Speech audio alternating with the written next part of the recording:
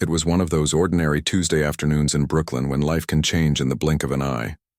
The sun was starting to set, casting long shadows across the busy street near Riverside Pharmacy.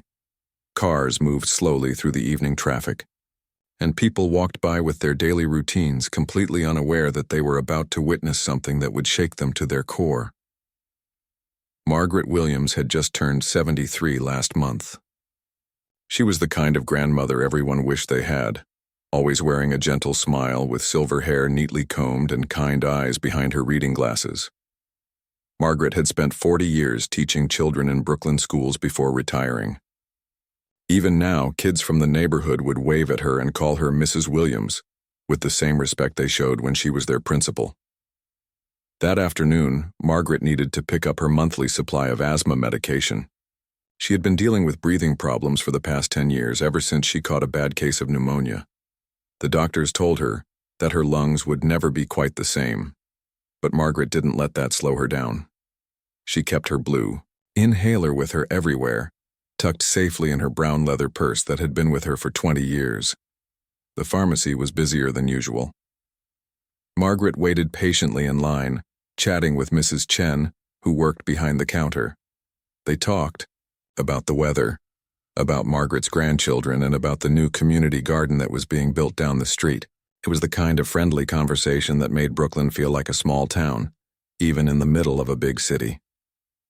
"Make sure you take that medicine regularly, Mrs. Williams," Mrs. Chen said as she handed over the white paper bag. "And remember, if you ever feel short of breath, don't wait. Use that inhaler right away." Margaret nodded and smiled. "Thank you, dear. You take care of yourself too." As she walked out of the pharmacy, Margaret felt grateful for the simple things in life. The medication that helped her breathe, the friendly pharmacist who cared about her well-being, and the fact that she could still walk to the store by herself, at her age. She clutched her purse a little tighter, knowing her inhaler was right there if she needed it. The parking lot outside the pharmacy was small and always crowded. Cars had to squeeze past each other, and drivers often got frustrated, trying to find a spot. Margaret had seen several small accidents there over the years, usually just scratched bumpers or minor dents. She always felt sorry for the people involved because she knew how stressful and expensive car troubles could be. That day, as Margaret walked toward the bus stop, she heard the unmistakable sound of metal hitting metal. It wasn't a loud crash, just a gentle bump, but in the quiet of the early evening it was enough to make everyone nearby turn their heads. A young man driving a blue Honda had been backing out of his parking space when he accidentally bumped into a white SUV. Margaret stopped walking and watched as the young man got out of his car. He looked to be about 25 years old, wearing work clothes that suggested he had just finished a long day at his job. His face showed worry and disappointment, the kind of expression that comes when you know your day just got a lot more complicated and expensive. The owner of the white SUV was a middle-aged woman who came running out of the store. She was clearly upset, talking loudly and pointing at a small dent in her bumper. Margaret could see from where she stood that the damage was very minor, probably something that could be buffed out without much trouble. But the woman was treating it like a major disaster, demanding that the young man pay for a completely new bumper. Margaret had seen this kind of thing before. Sometimes people got so worked up over small accidents that they forgot to be reasonable.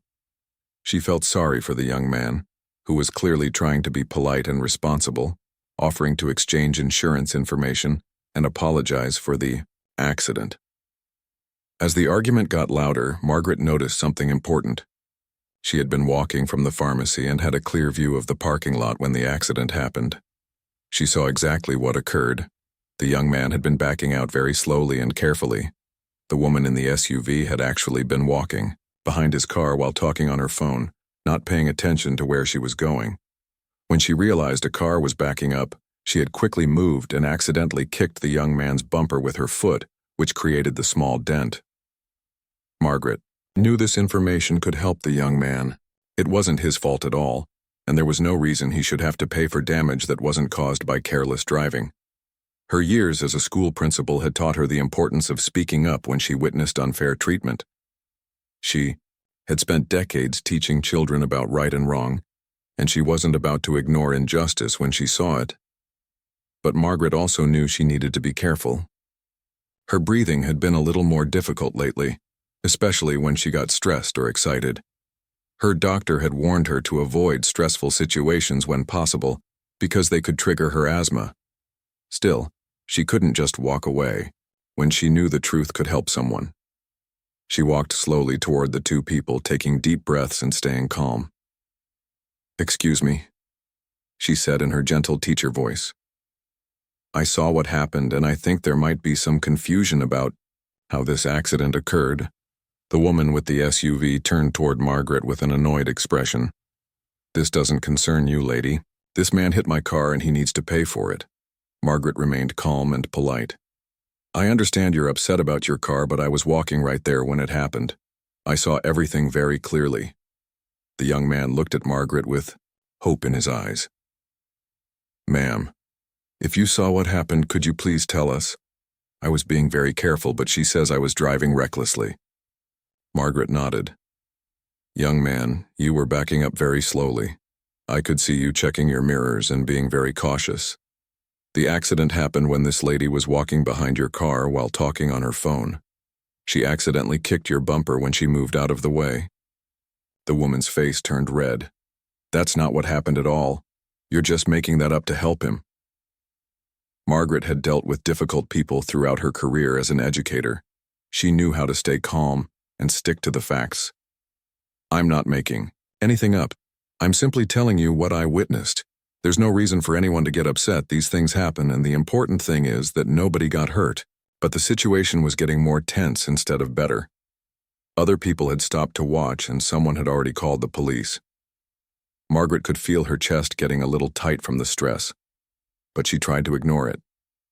She reached into her purse to make sure her inhaler was easily accessible, just in case she needed it. Within a few minutes, a police car pulled into the parking lot. The officer who stepped out was a man in his 30s who looked like he had been having a difficult day. His uniform was neat, but his expression was tired and frustrated. Officer Derek Matthews had been dealing with complaints and paperwork all afternoon, and he was hoping to finish his shift without any more complications. When Officer Matthews approached the scene, the woman with the SUV immediately started talking loudly, trying to get his attention first. "Officer, this man backed into my car and now he's brought his friend here to lie for him." Margaret felt a little insulted by being called a liar, but she remained polite. She had taught children for 4 decades, and she knew that getting emotional never helped solve problems. "Officer, I'm not this young man's friend. I was just walking by when the accident happened and I saw exactly what occurred. I thought it was important to share what I witnessed."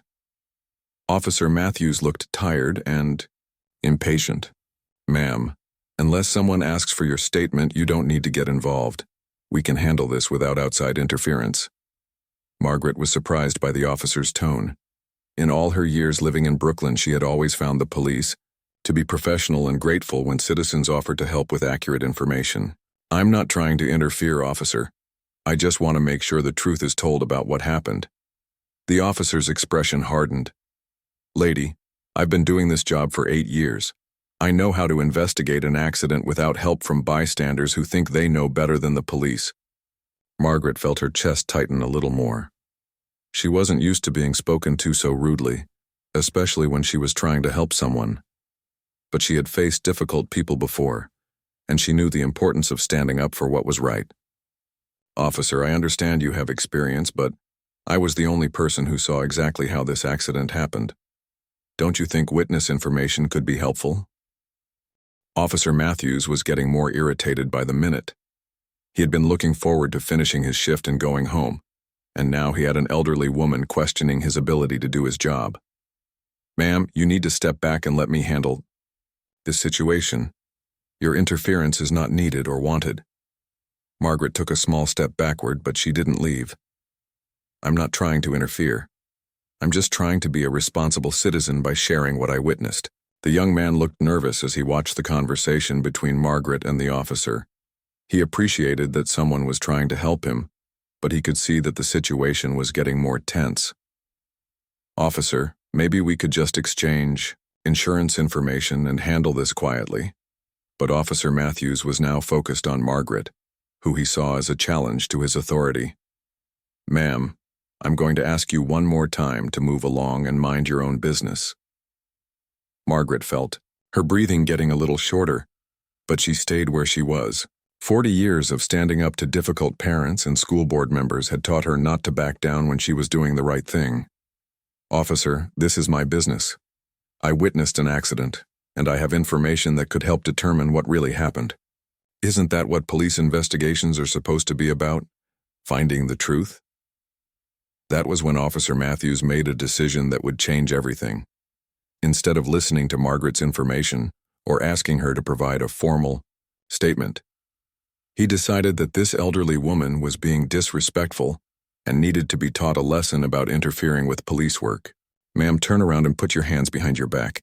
You're being arrested for interfering with a police investigation." Margaret couldn't believe what she was hearing. "Officer, I haven't done anything wrong. I was just trying to help by sharing what I saw."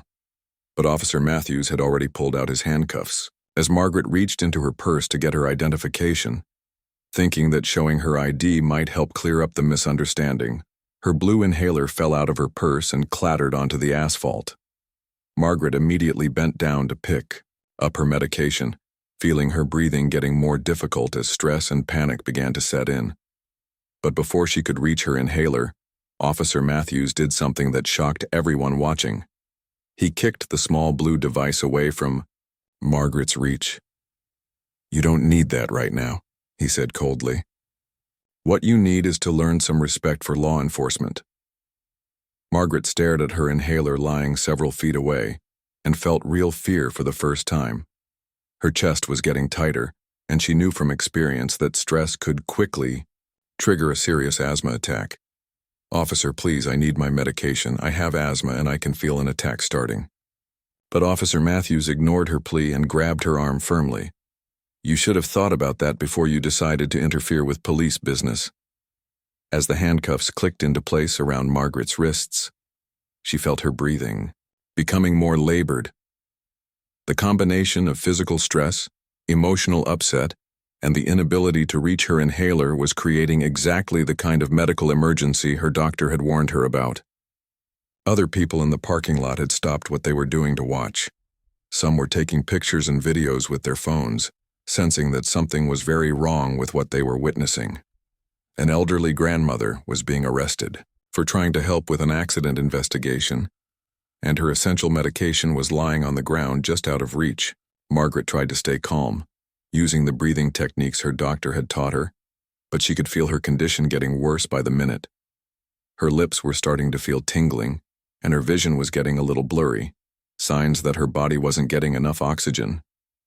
"Officer, please," she said quietly, trying not to waste breath on loud talking. "I really need my inhaler. This is becoming a medical emergency." But Officer Matthews was focused on what he saw as a matter of respect and authority. He believed that Margaret had challenged him in front of other people, and he was determined to show everyone that he was in control of the situation. "You'll get medical attention at the station if you need it," he said dismissively. "Right now you need to learn that interfering with police work has consequences."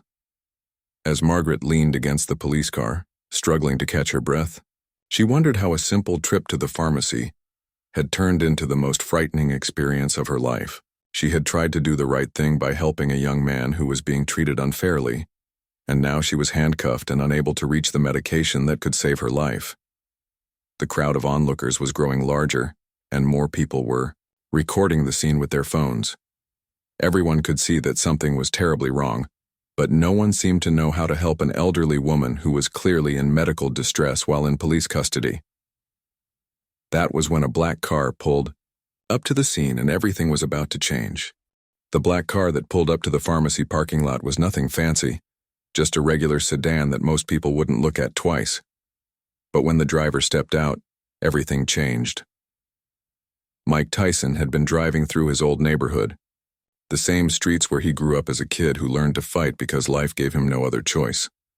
Mike wasn't in Brooklyn for any special reason that day. He had been visiting the community center on 5th Avenue, where he spent time every few weeks talking to young people about making better choices than he did when he was their age. It was something he did quietly, without cameras or reporters. because he believed real change happened when nobody was watching. The community center was just 3 blocks from the pharmacy, and Mike had decided to drive the long way home to see how the neighborhood was changing. Some things looked better than when he was a kid.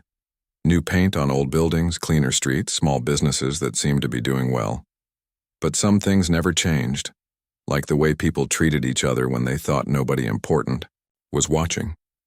As Mike drove slowly down the street, he noticed a crowd gathering in the pharmacy parking lot.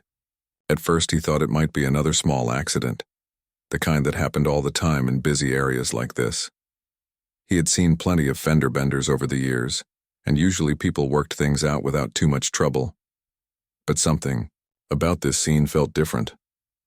There were more people standing around than usual, and several of them had their phones out, recording whatever was happening. Mike had learned to be careful around crowds and cameras, but his curiosity got the better of him. He pulled over and parked his car across the street. From where he sat, Mike could see a police car and several people standing around it. There was a young man who looked worried, a woman who seemed upset, and an older lady who appeared to be in some kind of trouble with a police officer.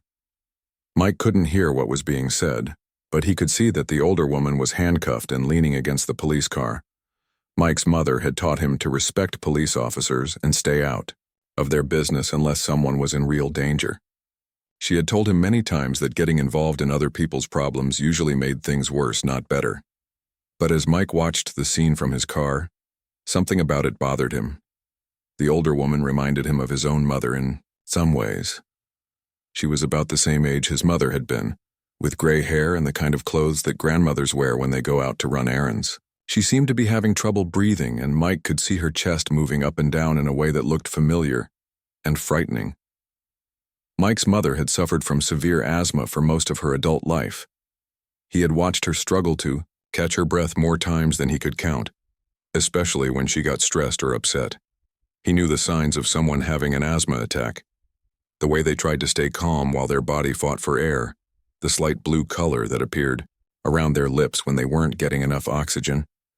After watching for another minute, Mike made a decision that surprised even him. Instead of driving away and minding his own business, he got out of his car and walked across the street toward the crowd. He didn't have a plan or any idea what he was going to do. He just knew that something was wrong, and his mother had raised him to help people when they needed it. As Mike got closer, he could hear more of what was happening. The police officer was talking to the older woman in a tone that sounded harsh and unfriendly. The woman was trying to respond, but her voice was quiet, and she seemed to be having trouble getting enough air to speak clearly. "Please, officer," the woman was saying. "I need my medicine. I can feel my chest getting tight." Mike looked around and saw a small blue inhaler lying on the ground several feet away from where the woman stood. He had seen inhalers like that many times when he was growing up. His mother had carried one just like it in her purse everywhere she went. That was when Mike realized what was happening. This elderly woman was having an asthma attack, and her inhaler was on the ground where she couldn't reach it because she was handcuffed. Mike felt a familiar anger rising in his chest, the same feeling he used to get in the boxing ring when he saw someone being treated unfairly. But Mike wasn't the same person he had been 20 years ago. He had learned to control his anger and think before he acted. He had spent years working on himself, learning to solve problems with words instead of fists. So instead of charging into the situation, he took a deep breath and approached calmly. "Excuse me, officer," Mike said in a voice that was loud enough to be heard but not threatening. "I think that lady might need her medicine." Officer Matthews turned around and immediately recognized Mike Tyson. For a moment, his expression changed from annoyance to surprise. He hadn't expected to have a famous person show up at what he thought was a simple arrest for interfering with police business. "Mr. Tyson," Officer Matthews said, trying to sound professional. "This situation is under control. The woman was interfering with my investigation and she's being arrested. You don't need to worry about it."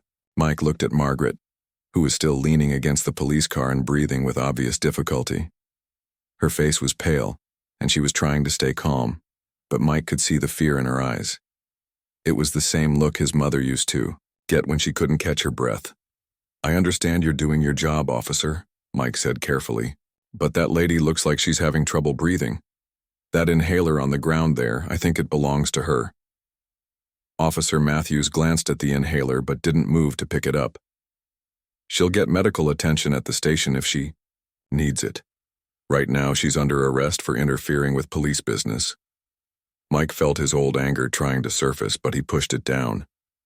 Getting angry wouldn't help this situation. Instead, he thought about all the things he had learned about conflict resolution and dealing with difficult people. He had to find a way to help this woman without making things worse. "Officer Matthews," Mike said, reading the name tag on the officer's uniform. "I'm not trying to tell you how to do your job, but I grew up watching my mother struggle with asthma, and I know what it looks like when someone can't breathe properly. This lady is in real medical trouble." The crowd around them had grown larger and more people were recording with their phones. Mike knew that everything happening here would probably end up on social media within hours. He also knew that Officer Matthews was probably feeling pressure from having so many people watching his every move. "Look," Mike continued, "I don't know what happened before I got here, and I'm not questioning your decision to arrest her. But right now she needs that inhaler. Asthma attacks can be life-threatening, especially for older people." Margaret looked at Mike with grateful eyes. She was trying to use the breathing techniques her doctor had taught her, but she could feel her condition getting worse. The stress of being arrested combined with not being able to reach her medication was creating exactly the kind of medical emergency she had been warned about. Officer Matthews was in a difficult position. He didn't want to back down in front of a crowd of people with cameras, but he also didn't want to be responsible for a medical emergency. Having Mike Tyson there made everything more complicated, because he knew that whatever happened would get much more attention than a typical arrest. "Mr. Tyson, I appreciate your concern," Officer Matthews said, "but this woman was interfering with my investigation of a traffic accident. She wouldn't stop talking when I told her to mind her own business. I can't just let people think they can ignore police instructions without consequences." Mike nodded, trying to show that he understood the officer's position. "I get that, officer. Nobody should ignore police instructions, and I'm sure you had good reasons for arresting her. But look at her right now. She's not fighting you or trying to cause more trouble. She's just trying to breathe." Margaret's breathing was becoming more labored by the minute. She was starting to feel dizzy, and her vision was getting blurry around the edges. She knew from experience that these were signs that her asthma attack was getting serious. Mike could see that the woman's condition was deteriorating quickly. He had watched his mother go through the same thing too many times, and he knew that waiting too long to get an inhaler could be dangerous or even deadly. "Officer," Mike said, his voice becoming more urgent but still respectful, "I've seen what happens when someone with severe asthma doesn't get their medicine in time. This isn't about the arrest anymore. This is about keeping someone alive." Some of the people in the crowd began to speak up as well. They could see that the elderly woman was in distress and they were starting to get upset about the situation. "Just give her the inhaler," someone called out. "She's somebody's grandmother," another person said. Officer Matthews could feel the mood of the crowd changing. What had started as a simple arrest was turning into something much bigger and more complicated. He looked at Margaret, who was now struggling to stay upright, and then at Mike Tyson, who was watching him with intense but patient eyes. Mike decided to try a different approach. Instead of continuing to argue about the inhaler, he did something that surprised everyone. He sat down on the curb next to where he was standing, making himself less physically imposing and more approachable. "Officer Matthews," Mike said from his sitting position, "can I tell you about my mother?" The officer looked confused by this sudden change in conversation, but he didn't tell Mike to stop talking. "My mother's name was Lorna," Mike continued. "She had asthma for most of her adult life, and I watched her have attacks that scared me more than any opponent I ever faced in the boxing ring. The worst part wasn't watching her struggle to breathe. It was seeing the fear in her eyes when she couldn't reach her inhaler." Mike's voice became softer as he continued. "One time, when I was about 15, my mother had an attack while we were at the grocery store. Her inhaler fell out of her purse and rolled under a shelf where she couldn't reach it. I've never felt more helpless in my life than I did watching her gasp for air while I tried to crawl under that shelf to get her medicine." The crowd had gotten quieter as people listened to Mike's story. Even Officer Matthews seemed to be paying attention. "That lady right there," Mike said, pointing gently toward Margaret. "She's got the same look in her eyes that my mother had that day. She's scared and she's trying to stay calm, but her body is fighting for air. That inhaler isn't just medicine to her. It's the difference between breathing and not breathing." Margaret was listening to Mike's words even as she struggled with her breathing. She felt grateful that someone understood what she was going through and was willing to speak up for her. Mike stood up slowly and looked directly at Officer Matthews. "I know you've got a job to do, and I respect that. But right now, we've got someone's grandmother who can't breathe, and her medicine is right there on the ground. What kind of people would we be if we just stood here and watched her suffer when we could help her?" The officer looked at Margaret again, really seeing her for the first time since the arrest began. He saw not a troublemaker or someone trying to interfere with his work, but a frightened elderly woman who was having a medical emergency. For the first time since Mike had arrived, Officer Matthews seemed to be reconsidering his position. The crowd was watching, the cameras were recording, and Mike Tyson was asking him to show compassion for someone in need. But making the right decision in front of all these people would mean admitting that he might have made a mistake. And for Officer Matthews, that was harder than it should have been. Officer Matthews stood in the middle of the parking lot, feeling the weight of dozens of eyes watching his every move. The crowd had grown to nearly 50 people, and it seemed like everyone had their phone pointed in his direction. He could hear whispered conversations and see people shaking their heads in disapproval. This was not how he had imagined his shift ending. Margaret was still handcuffed and leaning against the police car, her breathing becoming more shallow with each passing minute.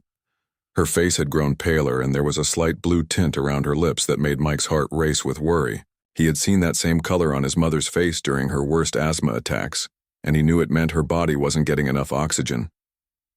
Mike remained sitting on the curb, his hands visible and his posture non-threatening. He had learned, over the years, that sometimes the most powerful thing you could do was make yourself smaller, not bigger. By sitting down, he was showing Officer Matthews that this wasn't about intimidation or using his fame to get his way. It was simply about doing what was right for another human being. "Officer Matthews," Mike said quietly, "I want you to know that I understand the position you're in. You've got a job to do, and people are watching. Nobody wants to look weak or like they're backing down from a decision they've made." The officer looked down at Mike, surprised by the understanding in his voice. He had expected anger or demands, not empathy for his difficult situation. Mike continued, "When I was boxing, I made mistakes in the ring sometimes. Bad decisions that I knew were wrong even as I was making them. But I learned that the strongest thing a person can do isn't to keep making the same mistake because they're afraid of looking weak. The strongest thing is to recognize when something needs to change and have the courage to change it." Margaret tried to speak, but her voice came out as barely a whisper. "Please," she managed to say, "I just need to breathe." A woman in the crowd called out, "She's turning blue. Someone needs to help her." An older man stepped forward from the group of onlookers. "Officer, I'm a retired nurse. That woman is having a severe asthma attack. If she doesn't get her inhaler soon, she could lose consciousness." Officer Matthews felt the pressure mounting from all sides. He looked at Margaret and could see that her condition was getting worse by the minute. He looked at Mike Tyson, who was watching him with patient but concerned eyes. He looked at the crowd, many of whom were recording everything that was happening. Mike stood up slowly and took a step closer to the officer. "You know what I think makes a real hero?" he asked. "It's not someone who never makes mistakes. It's someone who has the strength to fix their mistakes when they see them happening." The officer's radio crackled to life. The dispatcher was asking for a status update on his location. Officer Matthews knew that if he called for an ambulance, there would be questions about why an elderly woman in his custody was having a medical emergency. There would be paperwork, investigations, and possibly disciplinary action. But as he looked at Margaret struggling to breathe, all of those concerns seemed less important than they had a few minutes ago. Mike could see the internal struggle on Officer Matthews's face. "Let me ask you something, officer," he said gently.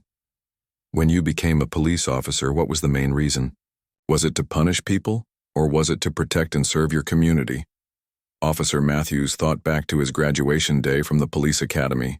He remembered taking an oath to protect and serve, to help people in need, and to uphold justice. Somewhere along the way, he had gotten caught up in the authority and power of the badge and forgotten about the service part of his job. I wanted to help people, he admitted quietly. Mike nodded. I can see that. And right now, you have a chance to help someone who really needs it. That lady over there isn't your enemy. She's not trying to make your job harder. She's just a grandmother who saw something unfair happening and tried to speak up about it. Now she's in trouble and you're the only one who can help her. Margaret's breathing was becoming increasingly labored. She was trying to use every technique her doctor had taught her about staying calm during an asthma attack.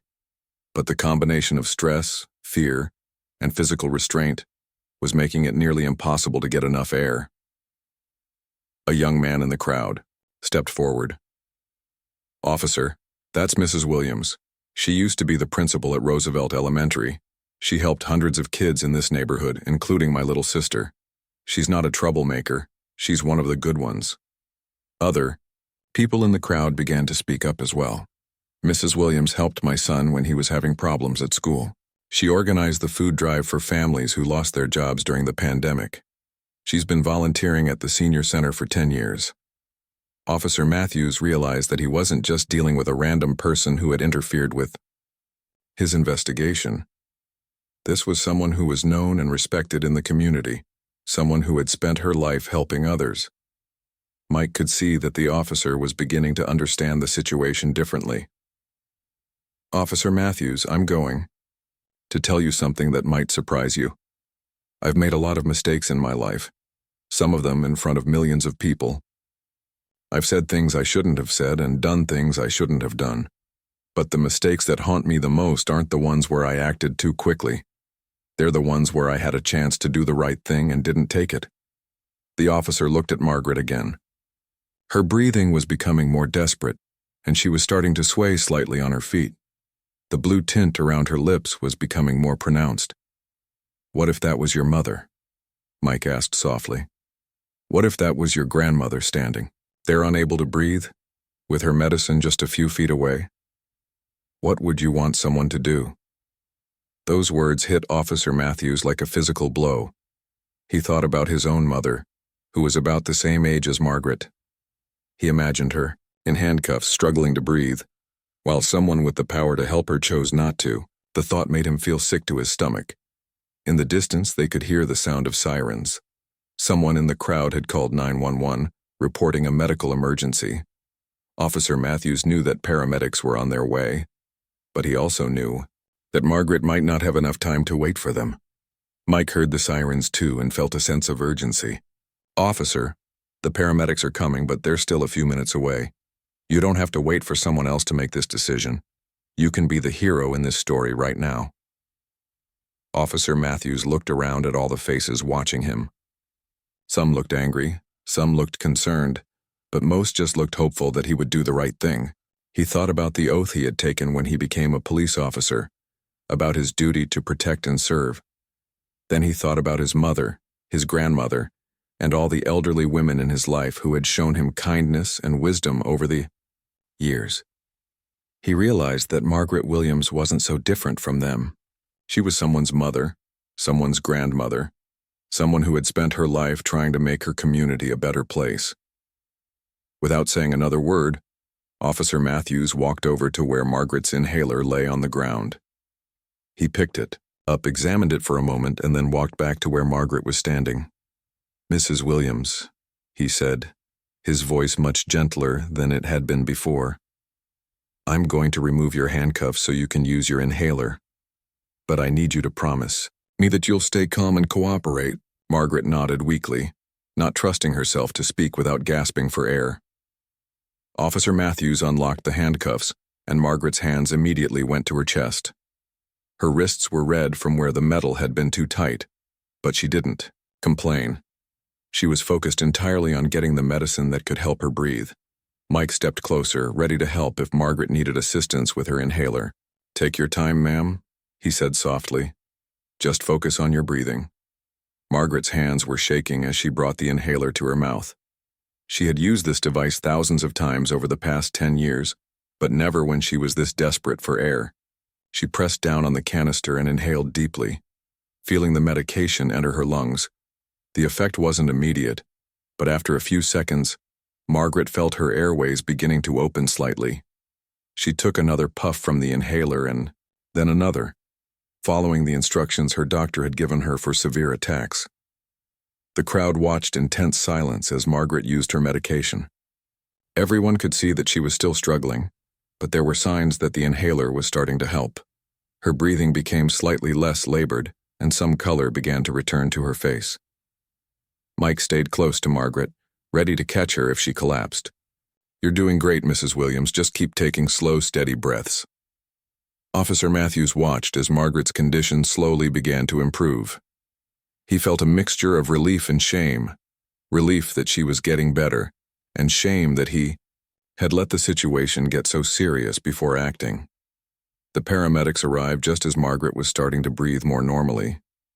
They quickly assessed her condition and provided additional treatment, including oxygen to help her recovery. One of the paramedics, a woman who had been working in emergency medicine for 15 years, looked at Officer Matthews with a serious expression. "Officer, this woman came very close to a life-threatening situation," she said quietly. "Asthma attacks can turn deadly very quickly, especially in elderly patients. She's going to be okay now, but if she had gone much longer without her medication, we might be dealing with a very different outcome." Officer Matthews felt the full weight of what had almost happened. He had been so focused on asserting his authority and maintaining control of the situation that he had nearly allowed someone to suffer serious harm over what was essentially a misunderstanding. Mike walked over to where Officer Matthews was standing. The crowd was beginning to disperse now that it was clear Margaret was going to be okay, but many people were still recording and taking pictures. "Officer," Mike said, "I want you to know that I think you made the right choice. It takes a strong person to change course when they realize they need to, especially with all these people watching." Officer Matthews looked at Mike with a mixture of gratitude and embarrassment. "Mr. Tyson, I want to thank you for helping me see this situation differently. I almost made a terrible mistake." Mike shook his head. "You didn't make a mistake, officer. You made a choice to put someone's well-being ahead of your pride. That's what good police officers do." As the paramedics continued to care for Margaret, she looked over at Mike with tears in her eyes. "Young man," she said, her voice still weak but much clearer than before, "thank you for standing up for me. You saved my life today." Mike felt his own eyes getting watery. "Ma'am, you reminded me of my mother. I couldn't just walk away when I saw you needed help." The situation was far from over. There would still be questions about what had happened, discussions about the original traffic accident, and decisions about whether any charges would be filed. But in that moment, everyone involved knew that something important had changed. A potential tragedy had been prevented, and several people had learned valuable lessons about compassion, courage, and doing what's right even when it's difficult. The parking lot had become much quieter as the paramedics finished checking Margaret's vital signs and confirmed that she was stable. Her breathing had returned to normal, and the frightening blue color around her lips had disappeared. She was sitting in the back of the ambulance with the doors open, still holding her inhaler but no longer looking like she was fighting for her life. Mike Tyson stood nearby, watching as the medical team packed up their equipment. He felt a deep sense of relief that reminded him of the feeling he used to get after winning a particularly difficult fight. But this victory was different from any he had experienced in the boxing ring. This time, he had won something more important than a championship belt. He had helped save someone's life using words instead of fists. Officer Matthews was filling out paperwork and talking quietly with his supervisor, who had arrived on the scene after the paramedics. The supervisor, Sergeant Rodriguez, was a 20-year veteran of the Brooklyn Police Department who had seen just about everything during her career. She listened carefully as Officer Matthews explained what had happened, occasionally glancing over at Margaret and Mike. The young man who had been involved in the original traffic accident was still there, looking confused but grateful that the situation had ended without anyone getting seriously hurt. The woman with the SUV had left shortly after the paramedics arrived, apparently deciding that her small dent wasn't worth staying around for all the drama and attention. As word spread through the neighborhood about what had happened, more people began arriving at the scene. Some came because they had heard that Mike Tyson was there, but most came because they had heard that Mrs. Williams, their beloved former principal, had been in trouble, and they wanted to make sure she was okay. Mrs. Chen from the pharmacy came, out with a bottle of water for Margaret. "Mrs. Williams, you gave us all such a scare," she said, her voice full of concern. "Are you feeling better now?" Margaret smiled weakly and accepted the water gratefully. "I'm much better, thank you, dear. It was scary for a while there, but thanks to this young man," she gestured toward Mike. "Everything worked out okay." Mike walked over to Margaret and sat down on the ambulance bumper next to her. "Mrs. Williams, how are you feeling? Do you need anything else?" Margaret looked at Mike with eyes full of gratitude. "Young man, I don't know how to thank you. When I saw you sit down on that curb and start talking about your mother, I knew you understood what I was going through. You saved my life today." Mike shook his head. "Ma'am, you saved your own life by being brave enough to speak up for what was right in the first place. All I did was help remind everyone that we're all human beings who deserve to be treated with kindness and respect." The conversation was interrupted by Sergeant Rodriguez, who approached them with a serious but kind expression. "Mrs. Williams, I want to personally apologize for what happened here today. This situation should never have escalated to the point where your health was put at risk." Margaret nodded graciously. "Sergeant, I appreciate your apology. I understand that police officers have difficult jobs, and sometimes misunderstandings happen. I'm just grateful that everything worked out in the end." Sergeant Rodriguez turned to Mike. "Mr. Tyson, I want to thank you for the way you handled this situation. You showed real leadership and helped de-escalate what could have become a much more serious incident." Mike stood up and shook the sergeant's hand. "I just did what anyone should do when they see someone in trouble. Mrs. Williams deserved to be heard and treated with respect." Officer Matthews approached the group, looking nervous but determined. He had spent the last 20 minutes thinking about what he wanted to say, and he knew this might be one of the most important conversations of his career. "Mrs. Williams," he said, removing his police hat, "I owe you a sincere apology. I was wrong to treat you the way I did, and I'm sorry that my actions put your health at risk. You were trying to help with the accident investigation, and I should have listened to what you had to say, instead of seeing you as a problem to be solved." Margaret looked up at the officer with compassionate eyes. "Officer Matthews, I accept your apology. We all make mistakes, and the important thing is that we learn from them. I can see that you're a good person who got caught up in a difficult situation." Officer Matthews felt a weight lift from his shoulders. "Ma'am, if you're willing, I'd like to take your statement about the traffic accident you witnessed. Your information could be very helpful in determining what actually happened." Margaret smiled. "Of course, officer. I'd be happy to tell you what I saw." As Officer Matthews took out his notepad to record Margaret's statement, Mike noticed that more people from the neighborhood had gathered around.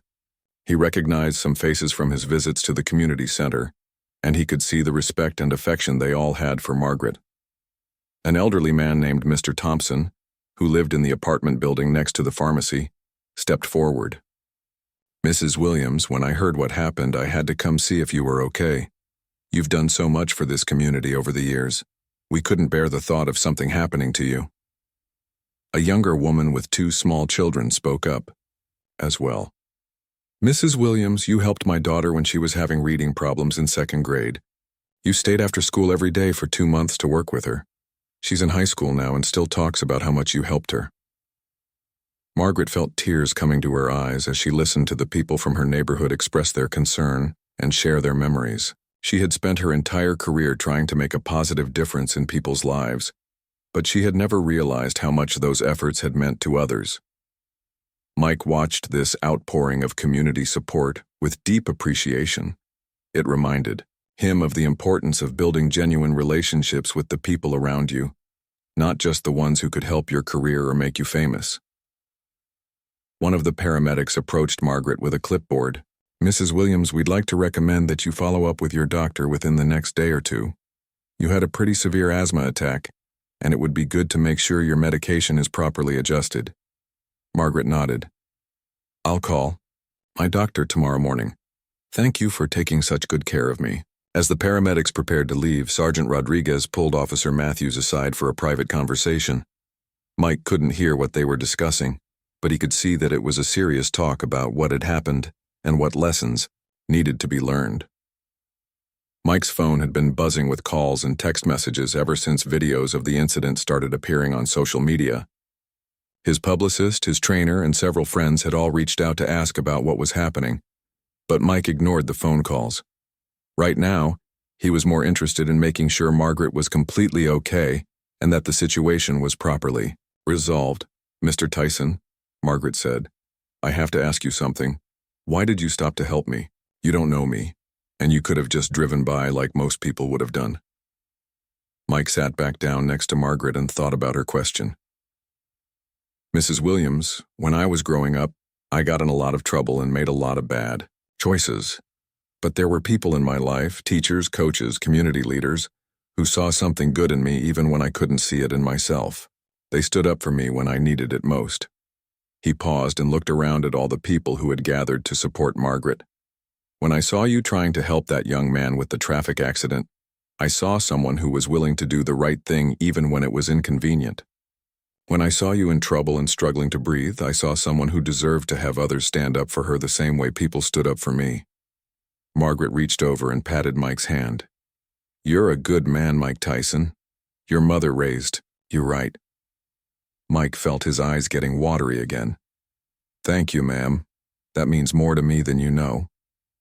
Officer Matthews finished taking Margaret's statement about the traffic accident and confirmed that her version of events matched what he had observed in the damage patterns on both vehicles. The young man with the Honda would not be held responsible for the accident, which was a relief for everyone involved. "Mrs. Williams," Officer Matthews said, "I want you to know that there will be no charges filed against you for anything that happened today. You were exercising your rights as a citizen to provide witness information, and I was wrong to treat that as interference." Margaret smiled. "Thank you, officer. I hope this experience helps both of us remember the importance of treating each other with patience and understanding."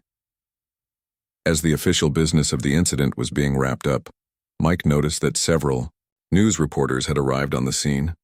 They were setting up cameras and trying to interview people about what had happened. Mike had learned over the years to be careful about media attention, especially when it involved law enforcement. "Mrs. Williams," Mike said quietly, "there are some reporters here who are going to want to talk to you about what happened. You don't have to say anything if you don't want to, but if you do decide to talk to them, just remember to tell your truth and don't let them put words in your mouth." Margaret looked over at the reporters and cameras with some concern. "I've never been on television before. What should I say?" Mike smiled. "Just tell them what happened and how you're feeling now. The truth is always the best story." One of the reporters, a young woman from a local news station, approached Margaret and Mike. "Excuse me, Mrs. Williams, Mr. Tyson. Could I ask you a few questions about what happened here today?" Margaret looked at Mike, who nodded encouragingly. "I suppose that would be okay," she said. The reporter set up her camera and began the interview. "Mrs. Williams, can you tell us what happened here today?"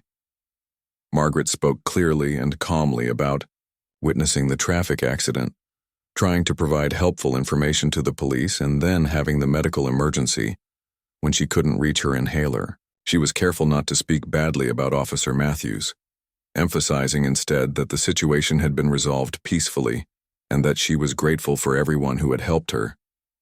When the reporter turned to Mike, he kept his comments brief and focused on the positive aspects of what had occurred. "I'm just glad that Mrs. Williams is okay," he said. "She's clearly someone who cares about her community, and it was an honor to be able to help her when she needed it." The reporter asked Mike about his approach to the situation and why he had chosen to get involved. "Sometimes the most important fights aren't the ones that happen in a boxing ring," Mike replied. "They're the ones that happen when ordinary people need someone to stand up for what's right. Today, Mrs. Williams was that someone for a young man who was being treated unfairly. When she needed someone to stand up for her, I was glad I could be there. After the interview was finished, Mike and Margaret sat together for a few more minutes, watching as the crowd gradually dispersed and normal life returned to the busy Brooklyn street. "Mrs. Williams," Mike said, "I want you to know that if you ever need anything, medical bills, help around the house, anything at all, you just need to call me. What happened today shouldn't have happened, and I want to make sure you're taken care of." Margaret was touched by Mike's offer but shook her head gently. "That's very kind of you, but I'll be fine. What happened today reminded me that I live in a community full of people who care about each other. That's worth more than money." As the sun began to set over Brooklyn, Mike walked Margaret to her bus stop and waited with her until her ride arrived. They exchanged phone numbers and promised to stay in touch. "Take care of yourself, Mrs. Williams," Mike said as she boarded the bus. "The world needs more people like you."